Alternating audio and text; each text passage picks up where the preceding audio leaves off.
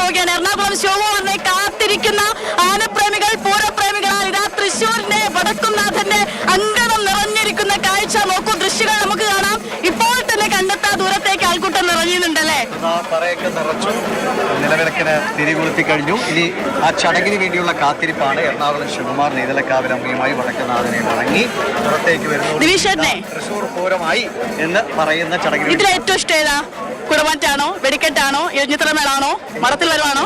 കുടമാറ്റാണ്. ഇപ്പൊ മേളം കേൾക്കാൻ താല്പര്യമുള്ളവരുണ്ടെങ്കിൽ നമുക്ക് മേളത്തിന് ചെറിയ അല്ലേ?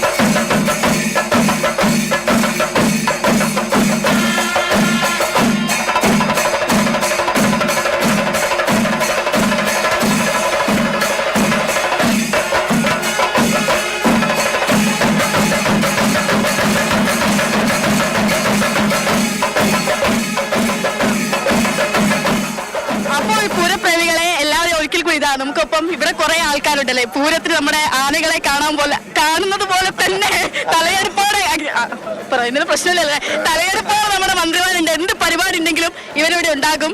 മന്ത്രിയുടെ പ്രത്യേകത രാവിലെ നമ്മള് കണ്ടിരുന്നു, മധുവട്ടം കണ്ടിരുന്നു അല്ലേ? ഇപ്പം നേരത്തെ മഴയായിരുന്നു, ഇപ്പൊ വെയിലായി, ചൂടായി തുടങ്ങി. ഇവിടെ രാവിലെ മധു ചോദിച്ചു എന്നോട് ഈ മഴ പ്രശ്നമാവോ? ഞാൻ പറഞ്ഞു ഇതൊരു പനീര് തളിയാണ് എന്ന് പറയുന്ന പോലെ രാവിലെ ഒരു പനീര് തളിച്ചാണ്, ഒരു പ്രശ്നം ഉണ്ടായില്ല. പിന്നെ തൃശ്ശൂർക്കാരുടെ പ്രത്യേകത എന്തു മഴ വന്നാലും എന്തു വെയിൽ വന്നാലും ഈ ജനക്കൂട്ടം ഇവിടെ ഉണ്ടാവും. ഇപ്പോൾ ഏതാണ്ട് 15-20 മിനിറ്റ് കഴിഞ്ഞാൽ എറണാകുളം ശിവകുമാർ നെയ്തലക്കാവ് ഭഗവതിയുടെ തിടമ്പേറ്റ് ഇതിന്റെ പുറത്തേക്ക് പ്രവേശിക്കുമ്പോൾ പൂരം പോലെ ജനസാഗരം ഇങ്ങനെ നിൽക്കുകയാണ്. ഇത് യഥാർത്ഥത്തിൽ എറണാകുളം ശിവകുമാറിന്റെ പുറത്തേറി നെയ്തലക്കാവമ്മ നിലപാട് തറയിൽ വന്ന് പൂര വിളംബരം ഔപചാരികമായി പ്രഖ്യാപിച്ച് 3 ശംഖ് പിടിക്കുന്നതോടെ കൂടി വലിയ മാറ്റം. ഇപ്പം മാതൃഭൂമിയുടെ നിങ്ങൾ ഈ ആളുകളുടെ കയ്യിൽ നിന്നുള്ള പ്രതികരണം എടുക്കണം ഞാൻ കണ്ടു.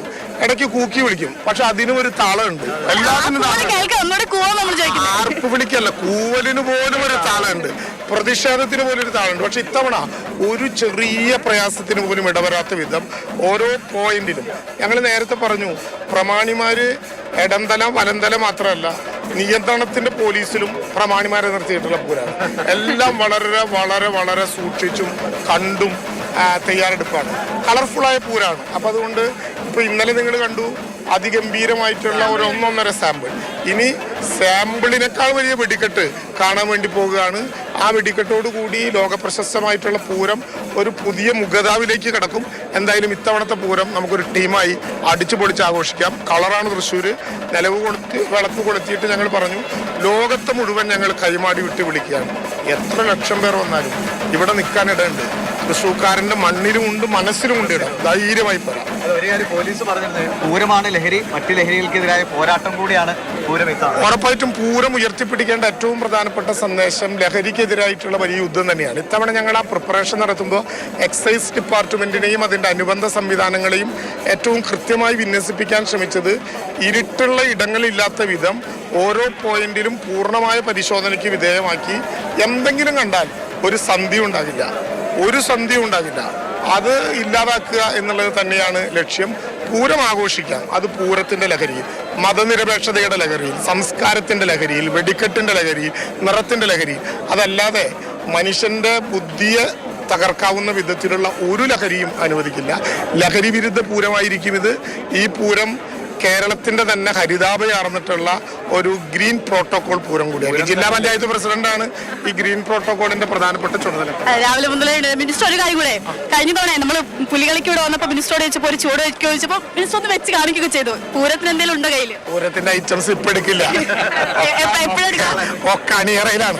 വെടിക്കെട്ടിന്റെ രഹസ്യം അണിയറയിലാണ്, കൊടയുടെ രഹസ്യം അണിയറയിലാണ്. നമുക്ക് നാളെ കാണാം. അപ്പൊ